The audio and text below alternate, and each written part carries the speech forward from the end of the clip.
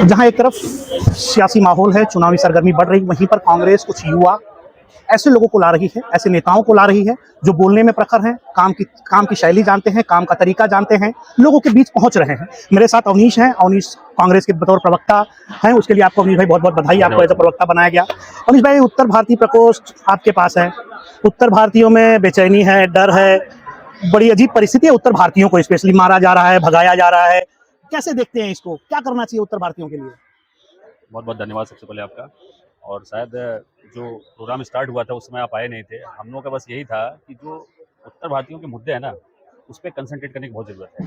जब चुनावी समय आता है तो राजनीतिक पार्टियां अपने फ़ायदे के लिए इमोशनल चीज़ों को उभारती हैं, चाहे वो धर्म का बात हो, चाहे जात का बात हो, चाहे भाषा का बात हो, चाहे प्रांत का बात हो। तो ये सारी चीज़ों में हमको नहीं आना है और इसीलिए हमने ये जो टाइटल रखा है, संवाद उत्तर भारतीयों से चर्चा मुद्दों पर। हमको मुद्दों पे बात करनी है, उत्तर भारतीय समाज के क्या मुद्दे हैं, उत्तर भारतीय समाज के क्या प्रॉब्लम्स हैं, और अलग अलग सेक्टर में जो हम लोग, जैसे अभी डेयरी का बिजनेस में है, तबेले वाले में है, धोबी घाट में है, ऑटो चालक हैं, रिक्शा चालक हैं, फेरी वाले हैं, ये सारे जो चीज़ें हैं उन मुद्दों पे बात करेंगे। उस मुद्दों को हम लोग जो है उसको सिंक्रोनाइज करेंगे और अपने जो मैनिफेस्टो है, घोषणा पत्र है पार्टी को, उसमें लाएंगे। उत्तर भारतीय वोट बैंक को इकट्ठा करना ये बड़ा मुश्किल काम होता है राजनीति में। उत्तर भारतीय वोट बैंक जल्दी इकट्ठा नहीं हो पाते हैं। कई पार्टियां जो हैं वो कोशिश लगातार करती हैं।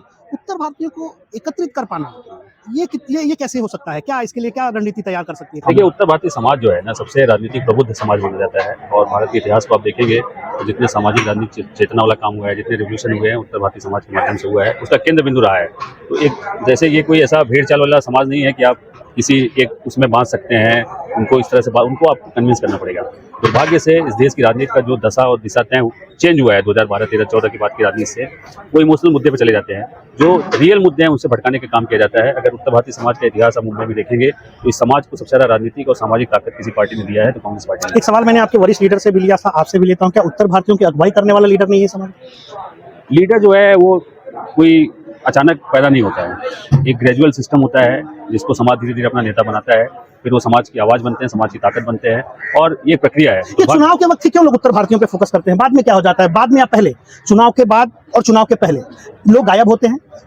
चुनाव नजदीक आता है। आज उत्तर भारतीयों के बड़ा तीखा सवाल होगा आपके लिए और मैं तीखा सवाल पूछने में बड़ा भरोसा करता हूँ। और किस तरह से, मतलब चुनाव के बाद, चुनाव के पहले, बीच का जो एक है 2 महीने का, 3 महीने का टाइम होता है, सभी आते हैं उत्तर भारतीयों के लिए खड़े, चुनाव जीतते ही वही उत्तर भारतीय पीटा जाता है। तब ये राजनीतिक पार्टियां कहाँ रहती हैं? ये सवाल आपका एकदम सही है, लेकिन सवाल आप गलत पार्टी के नेता से पूछ रहे हैं। ये सवाल जो है बीजेपी पार्टी से पूछना चाहिए, जो पार्टियां सत्ता में है उनसे ये सवाल पूछना चाहिए कि जब चुनाव आता है उसके 2-3 महीने पहले जो है उत्तर भारतीय समाज के लोगों की पिटाई हो जाती है। इसीलिए आपको प्रवक्ता बनाया कांग्रेस ने कि आपने दूसरे के कंधे पर बंदूक रखी। यही बात है, जो सत्ता में है उनकी जिम्मेदारी होती है, लॉ एंड ऑर्डर उनके हाथ में होता है। आज आप सोचिए कि उत्तर भारतीय समाज की ठेकेदारी बीजेपी पार्टी करती है कि हमारा समाज हमारे साथ है, उत्तर भारतीय समाज उनके साथ है। आज हमारे ऊपर अटैक होता है, हमारे इनोसेंट लोगों को मारा जाता है, उस पर कानूनी कार्रवाई क्यों नहीं करते? ये एक डर का माहौल जो बनाया जाता है, यही बीजेपी का एजेंडा है कि हम लोग जो रियल के मुद्दे हैं। इस पर अवनीश, इस पर कैसे उन्हें बाहर लाया जाएगा? इस डर से कैसे, क्या विश्वास दिलाया जाएगा उत्तर भारतीयों को कि अब वो कांग्रेस से जुड़ने के बाद वो सुरक्षित है? कैसे विश्वास? 2014 के पहले सुरक्षित थे, जब भी ऐसी घटनाएं होती थी उस पर कार्रवाई होती थी। आज जो है, आप बताइए, उत्तर भारतीय समाज का कैबिनेट में कौन आवाज है? एक भी हमारा मिनिस्टर नहीं है। आज 40 लाख उत्तर भारतीय मुंबई में रहते हैं, उनका एक रिप्रेजेंटेटिव कैबिनेट में नहीं है। आप 2014 के पहले एक भी कैबिनेट बता दीजिए जिसमें उत्तर भारतीयों का रिप्रेजेंटेशन नहीं था। ये कहीं ना कहीं जो है हमारे समाज का एक दोहन किया जाता है राजनीतिक रूप से कि हम, ये समाज हमारे साथ है, इनका वोट ले लीजिए, फिर आप 5 साल भूल जाइए इनको। फिर जब चुनाव आएगा तो इमोशनल मुद्दे उभारेंगे, 1600 किलोमीटर दूर के मुद्दे उठाएंगे और उस मुद्दों पे भटका के राजनीति करते हैं। कुछ पार्टियां ये दावा भी करती हैं कि उत्तर भारतीय सारा उनके पास है, कांग्रेस के पास नहीं है, कांग्रेस उस पर नेतृत्व करने वाला लीडर नहीं है। अब देखिए, 2014 से सत्ता का जो समीकरण है उनके फेवर में है। जो समीकरण जब फेवर में रहता है तो हर आदमी चाणक्य बन जाता है। तो अब ये वो बोलेंगे, लेकिन आप 2014 के पहले भी इस देश में राजनीति होता था। इस देश का इतिहास है, राजनीतिक इतिहास है, सामाजिक इतिहास है। इस बार कितनी सीटें मान रहे हैं कि कांग्रेस इस बार? प्रवक्ता है, सवाल मुझसे आपसे बनता है क्योंकि बड़े लीडरों से आपकी बात होती होगी, रणनीति पर बात होती होगी, तो कितनी सीटें जो है उस बार आप देख रहे हैं कि हम लोग लेकर आ जाएंगे, कांग्रेस लाएगी?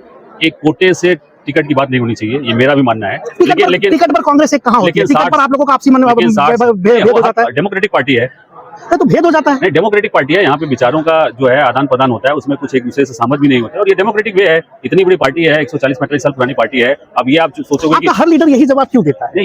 मैं बड़े लीडरों के पास जब भी इंटरव्यू करने जाता हूँ, अभी वर्षाताई गायकवाड़ का किया, उसके पहले मैं आरिफ नसीम खान के पास में था, तो हर लोग कहते हैं कि ये डेमोक्रेटिक पार्टी है, डेमोक्रेटिक पार्टी है, विचारधाराएं भी मिलती हैं, आप लोगों के साथ भी हैं, तो सत्ता में लौट नहीं, यही तो हमारे लिए प्रॉब्लम है ना, और इसीलिए मेहनत कर रहे हैं।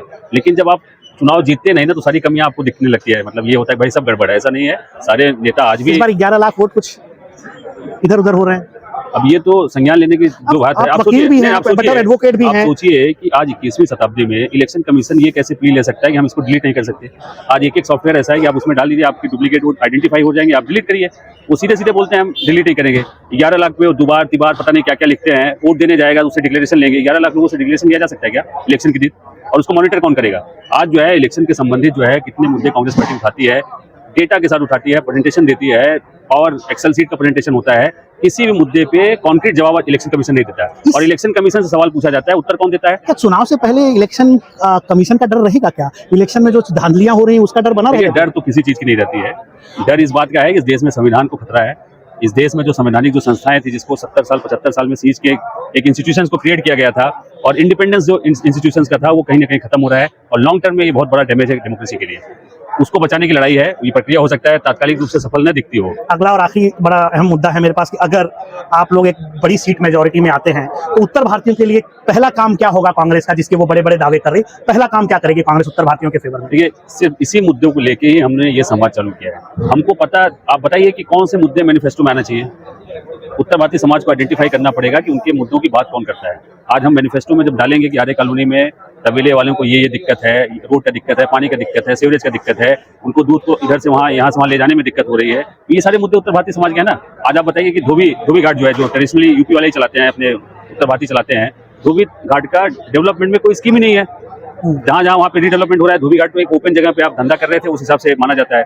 तबेले को रिहाइव करने का कोई डीसीआर में स्कीम नहीं है। ये सारे मुद्दे जो है बीएमसी से संबंधित है। फेरी वालों की बात करिए आप, इतने लाख लोग फेरी यहाँ वाले हैं जो सालों से धंधा करते रहते हैं। आज उनका जो है हॉकर्स पॉलिसी नहीं बन पाया, हॉकर्स जोन नहीं बन पाया। आज वो कहीं ना कहीं कानूनी जो मुद्दे हैं भटकाने का काम चल रहा है, खानापूर्ति चल रहा है। डिक्लेयर करेंगे, डबल इंजन की सरकार है, इनको ट्रिपल इंजन की सरकार चाहिए। भाई मुद्दों पे आप कब डिलीवर करोगे? 11 साल जो है बहुत बड़ा टाइम होता है। हमको कोसने को